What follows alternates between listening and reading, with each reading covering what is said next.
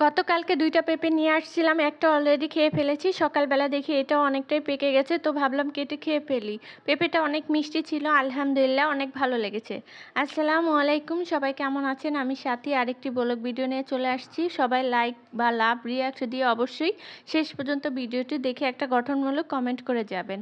অনেকে দেখি আমার ভিডিও দেখেন অথচ একটা লাভ বা একটা লাইক রিঅ্যাক্ট দেন না। আমি কিন্তু সবার ভিডিওতে গিয়ে লাভ রিঅ্যাক্ট করে আসি।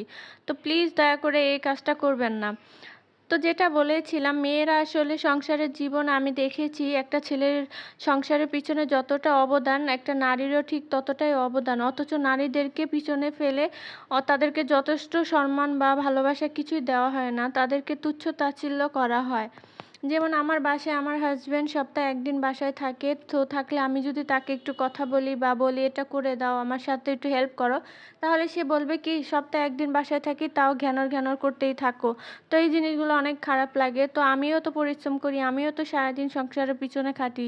তুমিও অফিস করো, তুমিও কষ্ট করো, আমিও তো করি। তোমার সামনে তো ভাতটা আমি নিয়ে দেই। তোমার কাপড়-চোপড় ধুয়ে দেই, তোমার ইস্ত্রি করে দেই কাপড়ের। তোমার সবকিছু আমি রেডি করে সামনে দেই। তাহলে তুমি আমারটা কেন একটু বোঝো না? তো এটা নিয়ে আমার খুব কষ্ট লাগে। আসলে নারীরা তাদের যথার্থ সম্মান একটুও পায় না সংসার থেকে।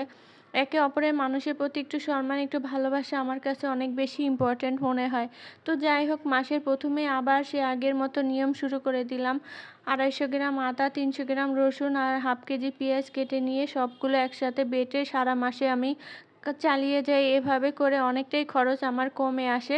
তাহলে দেখুন একটা নারী সংসারের জন্য কত কিছু করে। আমি চাইলে তো তার বেশি, বেশি খরচ করাই দিতে পারতাম। কিন্তু আমি তো সেটা করি না। আমি তো সংসারের মানুষটার কথা ভাবি যে দিনরাত পরিশ্রম করে টাকা উপার্জন করে। আমি যদি এভাবে অবহেলায় খরচ করি তাহলে তার জন্য সমস্যা।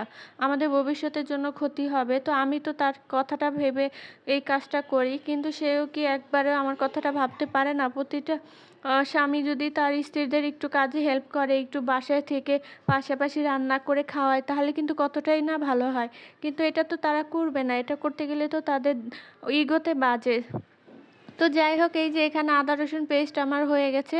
তো সবগুলো আমি একটা ডিব্বায় ভরে নিচ্ছি। আর কিছুটা আমি রেখে দিব যেটা রেগুলার রান্না করার জন্য। এখানে এই তো বাটা মসলা দিয়ে কিছুটা মাংস রান্না করে নিচ্ছি।